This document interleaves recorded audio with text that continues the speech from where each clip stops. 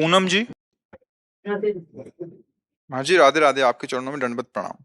महाराज जी, आध्यात्मिक और भौतिक के बीच कैसे बैलेंस करें? अध्यात्म ही परम सत्य है।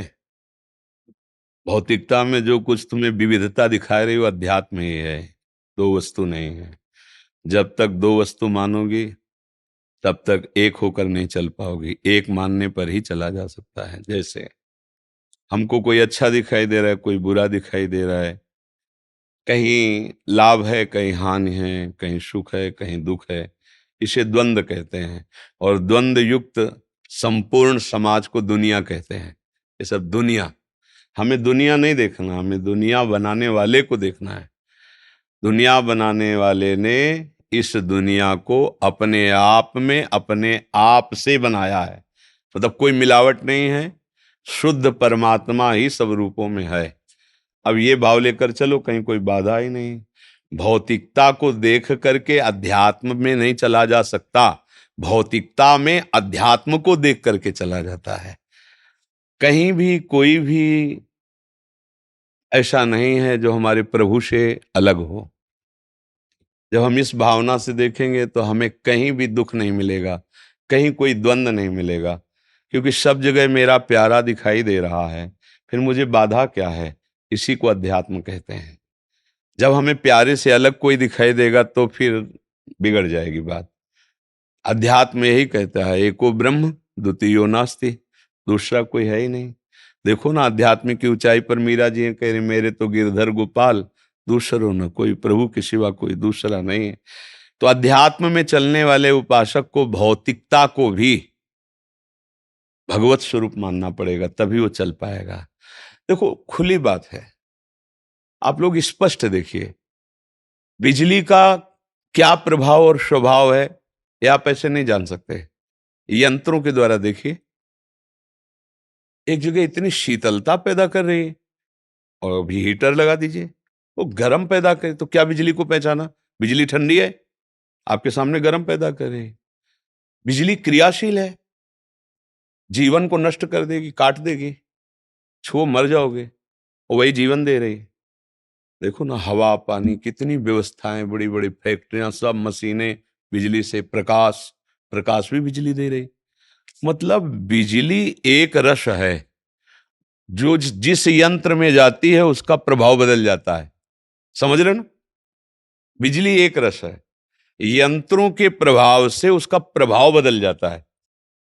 ट्रेन में तो ट्रेन को चला रहे हैं, जगह जगह उसका अपना प्रभाव।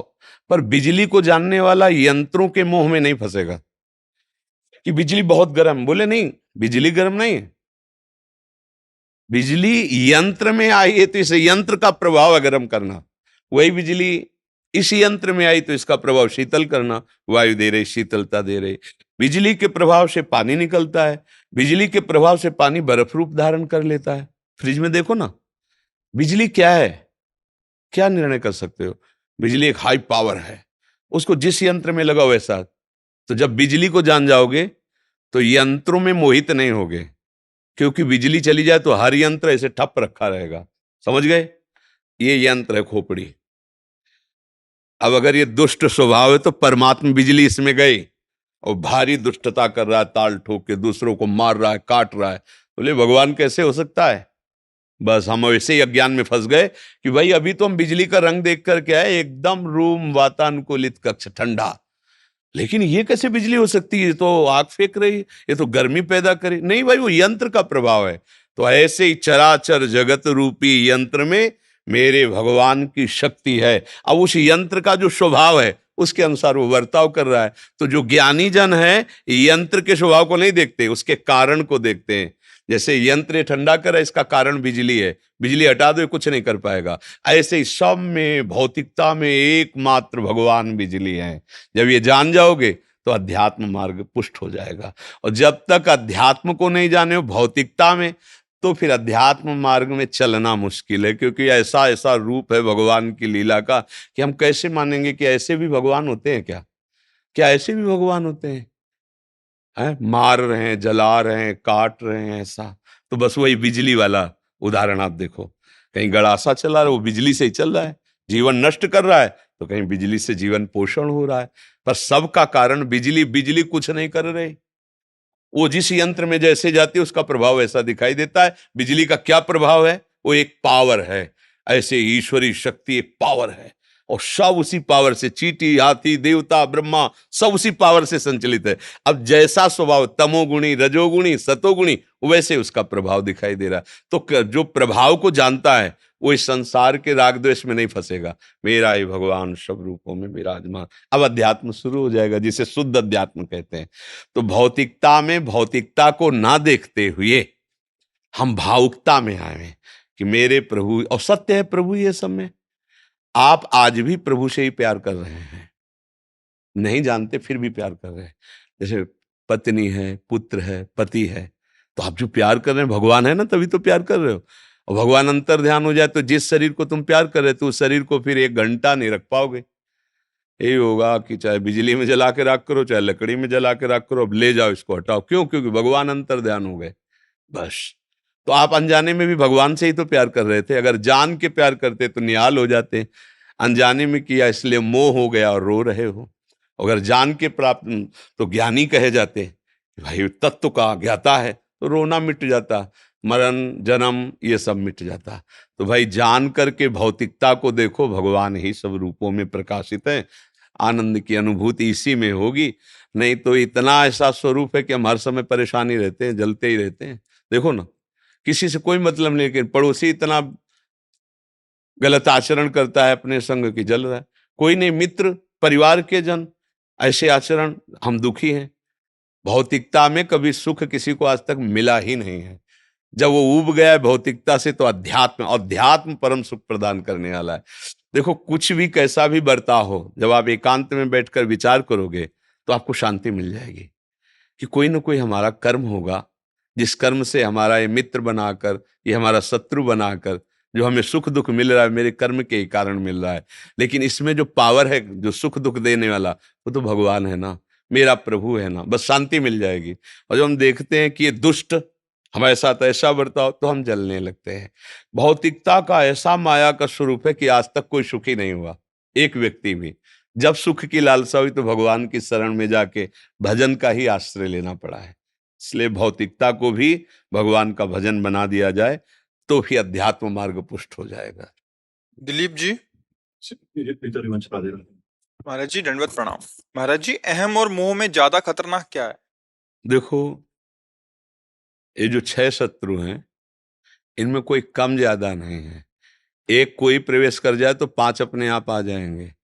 6 में काम, क्रोध, लोभ, मोह, मद, मत्सर, इन 6 में कोई भी प्रवेश कर जाए तो वो भैया को बुला लेंगे कि भैया हम आ गए, हमारा इंतजाम फिट, तुम आ जाओ, हम तुम्हारी व्यवस्था करते हैं।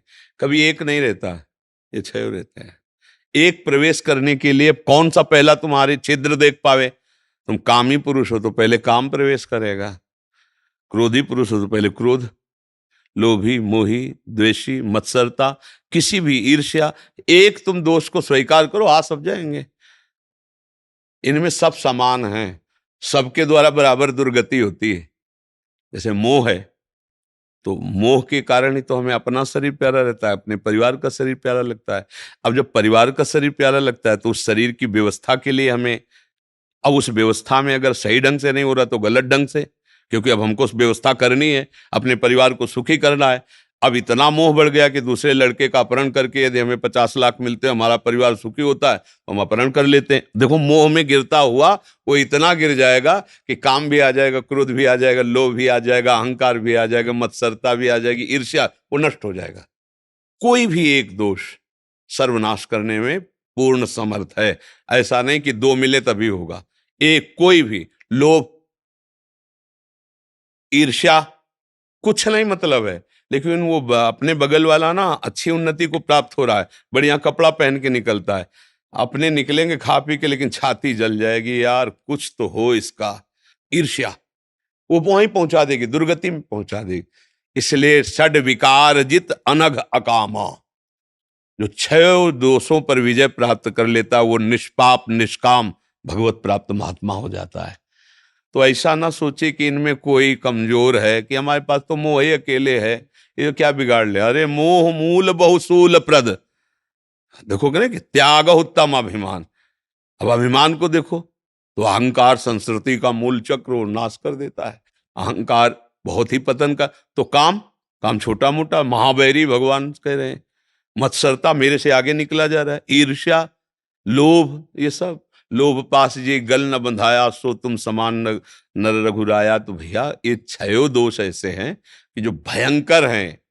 एक आ गया, अब काफी है, वो उतने में विनाश कर देगा आपको। और सब दोषों को मिटाने के लिए एक बात, भगवान का आश्रय लेकर नाम जप करो। कोई भी दोस्त तुम्हारा कुछ नहीं बिगाड़ सकता, होते हुए भी कुछ नहीं बिगाड़ पाएगा। क्योंकि भगवान का आश्रय, भगवान ने कहा नामे भक्ता प्रणश्यति, मेरे भक्त का नाश नहीं हो सकता। भगवान का आश्रय ले लो, नाम जप करो। जो भी मोह काम क्रोध लोभ है वो सुधार लेंगे। बहुत बढ़िया डॉक्टर हैं, वो सब सुधार लेंगे।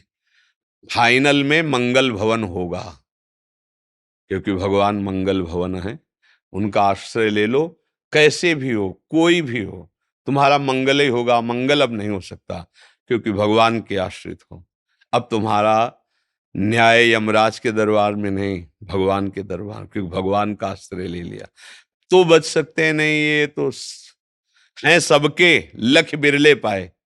सबके अंदर हैं, पर कोई विवेकवान ही देख पाया कि मेरे अंदर काम है, मेरे अंदर क्रोध है। नहीं, हम लोग बहिर्मुख है, दूसरों को देखते बड़ा कामी है, और उससे बुरे आचरण हमारे हो रहे हैं। दूसरे को कह रहे देखो कितना पापी है, और अपने कितने पाप कर। कोई विवेकवान है जो दूसरों को न देखकर अपने अंदर देखता है कि मेरे अंदर पाप है, मेरे अंदर काम है, मेरे अंदर। अब वो सतमार्ग में चल जाएगा, अब वो भगवान का आश्रय ले लेगा।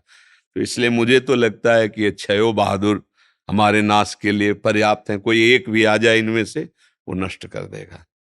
सुमन शर्मा जी, गुरुदेव आपके चरणों में कोटि कोटि प्रणाम। महाराज जी, राधा रानी परम दयालु हैं, ये प्रमाण है कि हमें हर महीने वृंदावन बुलाती हैं। 2 वर्ष से आपका सत्संग उनकी कृपा से मिल रहा है, किंतु हम क्या करें जो हमें भी उनसे प्रेम करना आ जाए? कृपया करके मार्गदर्शन करें। प्रेम मूल यह नाम है, नाम ही प्रेम की जड़ है। जितना नाम जप करोगे उतने ही प्रियालाल से प्रेम होगा।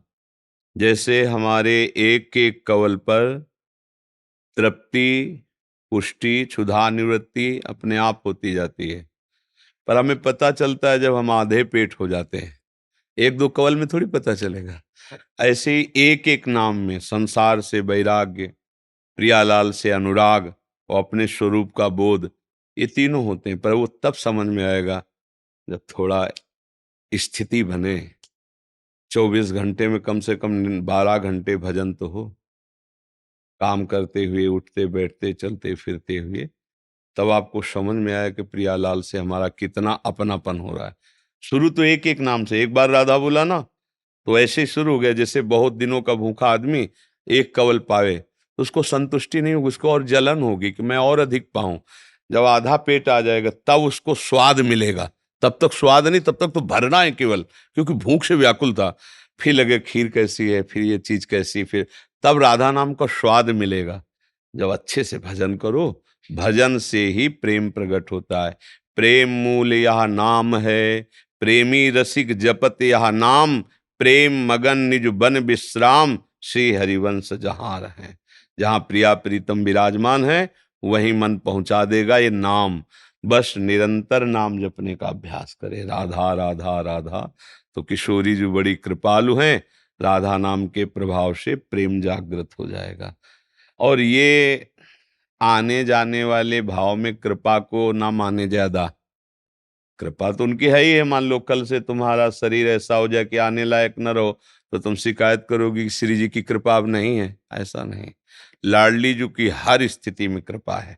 इसीलिए श्री चतुरासी जी के पहले पद की पहली पंक्ति, जोई जोई प्यारो करे सोई मोहि भावे। इसको ध्यान दीजिए, जोई जोई प्यारो करे सोई मोहि भावे। मुझे वही अच्छा लगता है जो मेरे प्यारे करते हैं। बुलाओ तो लाडली जू की जय, ना बुलाओ तो लाडली जू की जय। सुख में रखो तो जय, दुख में रखो तो जय। हे प्रियाजू, अब मेरे जीवन का पूरा भार आप दोनों के चरणों में, प्रियालाल के चरणों में समर्पित है। अब जैसा चाहो। तो इससे क्या होगा कि आपका मन कभी निराश नहीं होगा।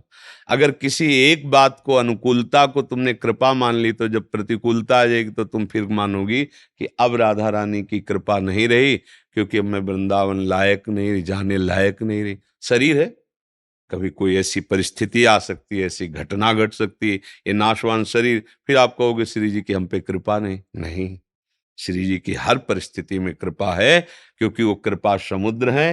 तो हमें उस कृपा का परिचय जानना होगा। अगर हम अनुकूलता में, अच्छे में कृपा देखेंगे, तो फिर जब बुरी परिस्थिति आएगी तब हम क्या करेंगे? हमें तो जोई जोई प्यारो करे, सोई मोहि भावे। जैसी प्यारी जो प्यारे जो करे, उसी में हमें सुख है। हमारा कर्तव्य है कि हम उनको भूले ना, उनकी याद में रहें। शरीर काम करे न करे, मान लो अभी पड़ जाए तो राधा राधा राधा राधा राधा, होश है तो राधा राधा, नहीं है तो अब आप जानो, क्योंकि आपको समर्पित है। फिर उस समय श्री जी संभालती है, स्वयं आके संभालते हैं। ये वंदना पांडे जी। जय श्री कृष्ण। महाराज जी, आपके चरणों में कोटि कोटि प्रणाम। गुरुदेव भगवान, जीवन में भजन जैसा चाहिए वैसा नहीं हो रहा, लेकिन जब ये सोचती हूँ तो लगता है जो कुछ करा रही हैं वो भी तो श्री जी करा रही हैं, मैं कौन होती हूँ सोचने वाली। तो क्या महाराज जी ऐसा मन में चल रहा है, ठीक है? जो कुछ में क्या हमसे ऐसा भी हो सकता है कि गलत हो जाए, श्री जी के विरुद्ध आचरण हो जाए, क्या ऐसा हो सकता है? अब जैसे हम, कोई आके हमसे संसार की बातें करने लगे तो हम इसे श्री जी की इच्छा मानेंगे क्या? इसमें हमारे गुरुजनों का आदेश है, अलम विषय वार्तया, बंद करो भोगों की चर्चा। तो अब जब कोई भोगों की चर्चा करेगा तो राधा राधा राधा राधा, मुझे नहीं सुनना। और उसको कहते भैया श्री जी की जैसी इच्छा, तो देखो ये समझना होगा। कोई गलत आदमी आकर के हमारे गलत व्यवहार कर, हम कहते श्री जी की इच्छा, ऐसे उसमें थोड़ा ध्यान देना होगा। जब तक हमारी अध्यात्म की ऊंची स्थिति नहीं आती, तब तक सावधानी की जरूरत है। हमारे पास कोई गलत व्यक्ति, गलत आचरण, या हमारा मन ही गलत सलाह दे रहा है, वो श्री जी की इच्छा नहीं है, वो वासना है, वो गलत संग है, वो कुसंग है। उसके लिए आदेश है, तजोरे मन हरि विमुखन को संग, जाके संग कुमति मति उपजय करत भजन में भंग। आदेश है ना, तजोरे मन हरि विमुखन को संग। अगर हमारी कोई वृत्ति गलत है या कोई व्यक्ति गलत है, तो हमें उसके संग का त्याग करना है। हर समय हमारा प्रयास ये है कि एक एक श्वास में हम कई कई नाम जप कर सकें। प्रयास है, असफलता हो रही तब हम कह रहे हैं जैसी श्री जी की इच्छा, पर प्रयास हमारा जारी रहेगा। भजन हम बहुत अच्छे से करते हैं और बहुत तृप्तिजनक करते हैं, ऐसा आज तक किसी को अनुभव नहीं हुआ। क्योंकि जितने आप भजन में लगोगे उतनी भूख बढ़ जाती है भजन की। बार बार हृदय रहता है कि कब ऐसा होगा हम छक के भजन करेंगे, और पूरा जीवन निकल जाता है, पर ऐसा नहीं लगता कि हमारे द्वारा ऐसा भजन होता है जिससे हम तृप्त हो जाएं। वो भूख बनी ही रहती है, और इतनी बनी रहती है कि फिर रोना आता है कि वो भजन कब होगा। और भजन में है, रात दिन भजन है, फिर भी भजन की भूख है। यही भगवान की कृपा होती है कि इतनी भजन की भूख बढ़ जाती है कि भजन के सिवा उसे कुछ अच्छा नहीं लगता। और जब उससे पूछो कि भजन ठीक हो रहा है, तो रो के कहेगा जैसा होना चाहिए वैसा नहीं हो रहा है। ये तो भागवतिक बात हुई। पर वास्तविक यदि हमारा कोई भजन से विलग आचरण है, तो हमें फिर उस पे ये नहीं मानना चाहिए कि श्री जी की जैसी इच्छा है। नहीं, हमको उसमें लड़ना पड़ेगा। श्री जी के प्रतिकूल हम आचरण नहीं करेंगे, प्राण त्याग सकते हैं, लेकिन हम किसी की हिंसा, गंदे आचरण, गंदा व्यवहार नहीं कर सकते। तभी तो मार्ग बनेगा परमार्थ का। नहीं, फिर अगर हम इसे छूट दे देंगे तो मन फिर वहीं पहुंच जाएगा, कहेगा भगवान की ऐसी इच्छा थी। तो इसलिए हमें सावधान रहना है। नेहा राघव जी, दिल्ली से। हरिवंश।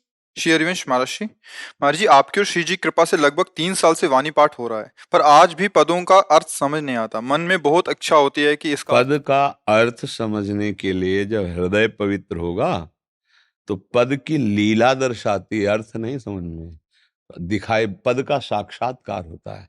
जैसे लिखा है, आवत सी वृषभानु दुलारी, रूप रास्यति चतुर शिरोमणि, अंग अंग सुकुमारी।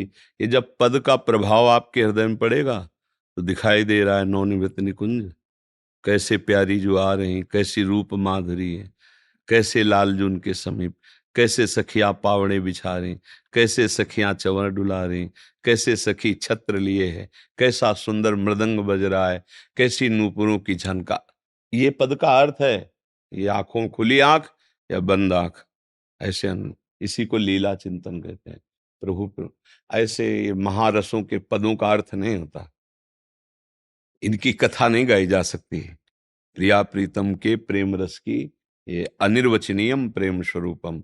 गाते रहो, गाते गाते हृदय में श्याम श्यामा की कृपा कोर से जब दिव्य नेत्र प्रकाशित होंगे तो एक एक पंक्ति का अर्थ दिखाई देगा। एक एक वे मृदु चिबुक प्रलोई प्रबोधत तू भामिनी करशों करताल। विविध प्रकार के ऐसे लीला हैं, ऐसे रस हैं कि रसिक महापुरुष पूरा जीवन उन्हीं में डूबे रहते हैं। कहिए, वाणी जी का गायन कीजिए, वाणी जी के एक एक अक्षर का मनन कीजिए, जैसे कभी गा के तो कभी मन में। धीरे धीरे वाणी जी की कृपा से श्याम श्यामा प्रकाशित हो जाएंगे।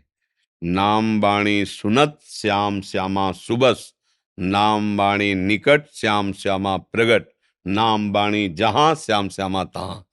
जब श्याम श्यामा प्रगट हो गए तो बचा क्या, सारा अर्थ प्रकाशित हो जाएगा। वाणियों जी के अर्थ वाली वाणी नहीं लेनी चाहिए, अर्थ नहीं पढ़ना चाहिए, क्योंकि अर्थ एक साधारण शब्दों में लिखा हुआ है, उसमें महान। अब देखत नौ निकुंज सुन सजनी लागत है अति चारु, माधविका केतकी लता लय रच्यो मदन आगार। अब ये निकुंज की शोभा पढ़ लिया तो उसमें लिखा केतकी और माधविकी लता ने बड़ा सुंदर निकुंज की शोभा। अब वो जब सुंदर निकुंज की शोभा हमारे आंखों के सामने दर्शाए तब अर्थ समझ में आएगा। निकुंज की शोभा एक पत्ते की कांति के बराबर बैकुंठ नहीं है। वृंदावन दुति पत्र की उपमा को कछुनाई, कोटि कोटि बैकुंठ होते सम कहे न जाए। अब वो देख रहा है उपासक वृंदावन नवनिभृत निकुंज कैसा सजा हुआ। फिर लालजू महाराज अपने कर कमल से सुंदर नवीन नवीन कोमल कोपले लेकर पुष्प लेकर सैया की रचना करें। बहुविध रंग मृदुल किसलय दल निर्मित पिय सखी सेज। और उसी सेज पर प्यारे जो विराजमान होकर रसमयी रसमयी बातें कर रहे हैं, खेल कर रहे, सखियां झरो खुद से देख रहे, कुछ सखियां पंखा चलाकर व्यजन चलाकर वायु कर रहे। ये जो शोभा, तो निर्खत नित्य विहार पुलकित तन रोमावली आनंद नयन सुधार। यह जो अब अर्थ आया समझ में। आंखों से अश्रुओं की धारा, रोम रोम जैसे सर्दी में नहीं कांप पड़ता, ऐसे प्रेम का प्रादुर्भाव होने पर प्रकटित प्रेम प्रकाश हम एक एक वो संभाले नहीं संभल रहा, हृदय बहा। ये है अर्थ। अब ये अर्थ है से शब्दावली थोड़ी, गाते गाते 84 हरिवंश कृत पढ़े सुने निशिभोर, तो छुटी 84 भ्रमंते निरखय जुगल किशोर। निरखय जुगल किशोर भोर अरु रैन न जाने, पिए रूप रस मत भयो कछु मन ही न आने। प्रेम लक्षणा भक्ति होय ही आनंदकारी, और वृंदावन वास सखी सुख के अधिकारी। अधिकारी देख रहा है महासुख। चुपचाप वाणी गाते रहो, कोई वैष्णव अपराध न बनने पावे। बिना पियालाल को भोग लगाए कुछ पाना मत। बस अपने आप धीरे धीरे हमारा जब अंतःकरण निष्पाप होगा, पवित्र होगा, तो फिर भावना के अनुसार झांकी आने लगती है। बस जीवन कृतार्थ हो गया। श्री जी निश्चित मिल जाएंगे। जब हमारा श्री जी का लीला गायन नाम जब श्री जी के आश्रित जीवन है, बस श्री जी मिल गए, ये दुर्लभ बात बन गई। तो दुर्लभ बात तो बनी गई, ये संयोग मिल गया वृंदावन वाणी जी नाम। अब बस इसी में लगे रहो। बहुत जन्मों का कलुषित मन है, गंदा मन है, बहुत जन्मों से संसार में ही लगा रहा है। अब तो कुछ वर्ष कुछ महीने से अपने लोग भक्ति में लगे हैं, तो कम से कम इतना लाभ मिल गया, तो धीरे धीरे आगे वाला लाभ मिल जाएगा। चिंता न करें।